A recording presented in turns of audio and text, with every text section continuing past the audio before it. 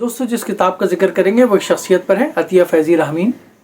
اس کو لکھا ہے ڈاکٹر وسیم رضا صاحب نے، اور اہتمام پیشکش راشد اشرف صاحب، اٹلانٹس پبلیکیشنز۔ اور زندہ کتابیں آپ جانتے ہیں کہ جو مختلف سوانح عمریز پاکستان ہندوستان کے ممتاز اہل قلم جو ہیں ان کی تحریرات پر مشتمل یا ان کی زندگیوں پر مشتمل کتابیں شائع کرتا ہے۔ بہت ہی شاندار کتاب شائع کی عطیہ فیضی صاحبہ پہ۔ عطیہ فیضی یہ 1 اگست 1877 کو پیدا ہوئیں، ویسے تو استنبول کے اندر، اس کے ایک جزیرے کے اندر، لیکن ان کا تعلق بمبئی سے تھا، ان کے والدین کا تعلق بمبئی سے تھا۔ طیب جی اور بڑے بڑے لوگ جو تھے اس وقت زمانے کے بڑے نام، وہ ان کے خاندان سے وابستہ تھے، تو یہ اس خاندان میں پیدا ہوئے۔ انہوں نے اعلیٰ تعلیم بھی حاصل کی، اور تعلیم حاصل کرنے کے ساتھ ساتھ ان کے جو بنیادی طور پہ شوق تھے وہ آرٹ، موسیقی، اور پھر ان کی جو شادی ہوئی، یہودی تھے ان سے شادی ہوئی، لیکن پھر وہ مسلمان، شادی سے پہلے وہ مسلمان ہوئے اور ان کا نام رحمین رکھا گیا۔ تو وہ بہت زبردست قسم کے مصور تھے، تو ان کے فن پارے اس وقت بھی فروخت ہوتے تھے اور وہ بڑے معروف تھے، اور ان کی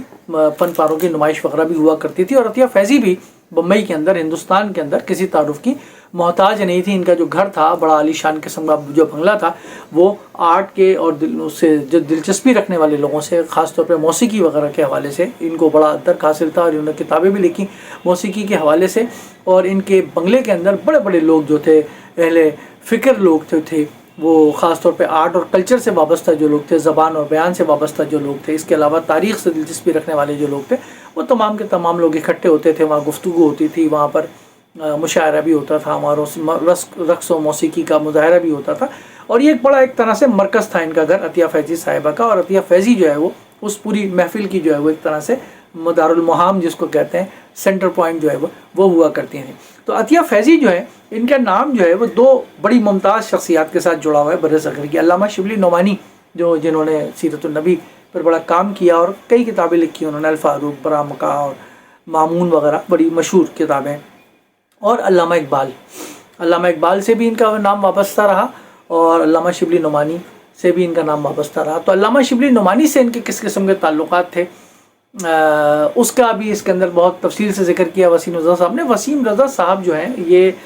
بھی جس کراچی میں جس خاندان میں پیدا ہوئے پاکستان میں، تو یہ بھی بڑا ایک ممتاز خاندان تھا، اور یہ انہوں نے اپنے بچپن میں عطیہ فیضی کو دیکھا بھی ہے، لڑکپن میں بھی، اور یہ بہت سارے واقعات کے عینی شاہد بھی ہیں۔ پھر ان کے والد جو تھے، ان کے دادا جو تھے، ان کا پورا خاندان جو ہے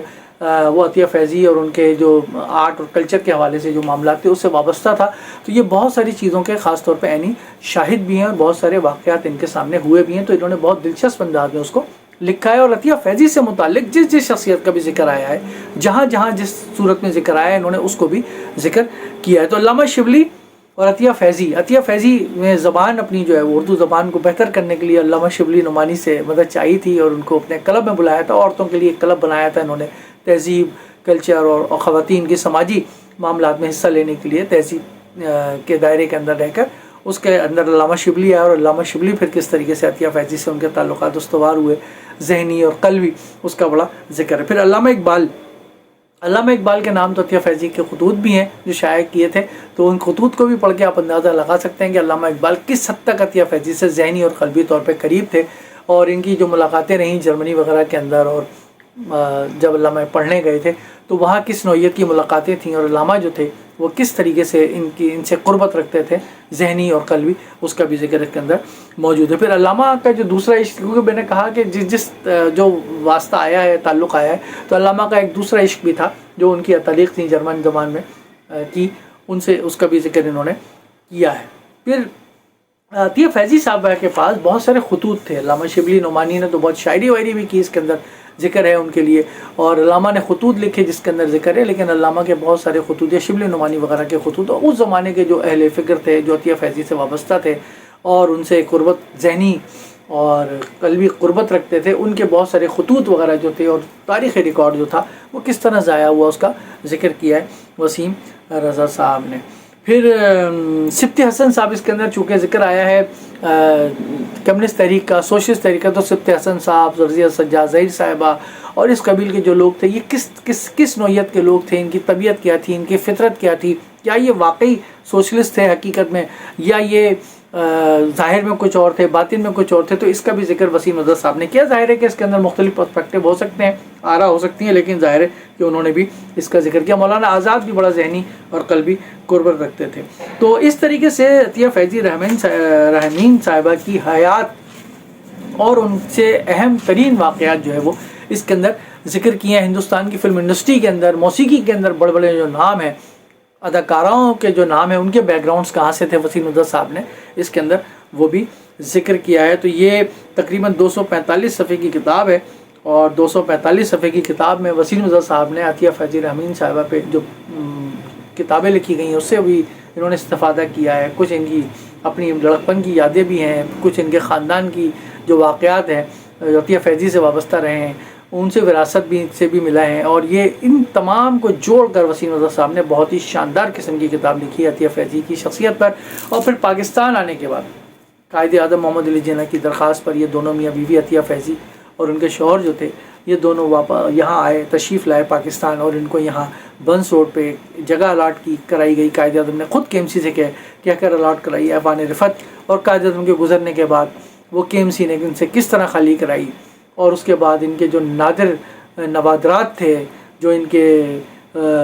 بہت ساری ایسی چیزیں تھیں جو نایاب تھیں، قدیم چیزیں تھیں، جو ان کے پاس نوادرات تھے، وہ کس طرح ضائع ہوئے، ان کے خطوط کس طرح ضائع ہوئے، ان کے جو ہسبینڈ تھے ان کی پینٹنگز کس طرح ضائع ہوئیں، یہ کس طرح در بدر کی ٹھوکریں کھانے لگیں، اور پھر کس طریقے سے ان کے اوپر وہ قسم پرسی کا عالم آیا ایک زمانے میں جنہوں نے ہزاروں لوگوں کی مہمان نوازی کی ہو اپنے بنگلوں کے اندر، ان کو شاندار قسم کے کھانے کھلائے ہوں۔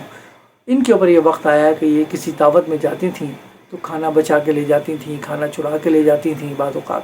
تو اس طریقے سے 50 روپے کے لیے جو ہے وہ کسی کے پاس در مانگنے جاتی تھیں۔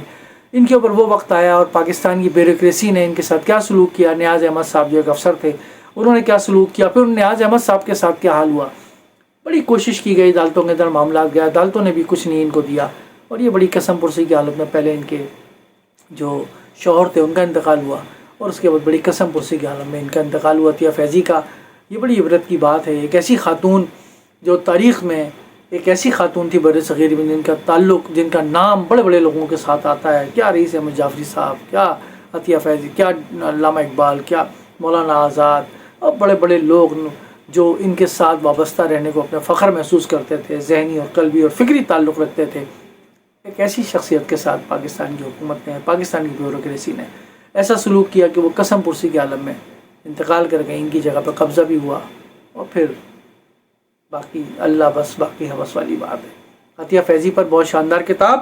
ڈاکٹر وسیم رضا صاحب نے لکھی ہے، راشد ارشد صاحب نے اس کو شائع کیا ہے زندہ کتابوں کے تحت۔ ضرور پڑھیے، آپ کو انسان کی جو عروج و زوال ہے وہ آپ کو نظر آئے گا، اور اس کے اندر بہت ساری شخصیات ایسی ہیں جن کے متعلق ہمارے ذہنوں پہ اور ہماری آنکھوں پر جو مقدس اور تقدس کے پردے پڑے ہوئے، شاید وہ بھی اتر جائے اور ہم حقیقت سے واقف ہو جائیں۔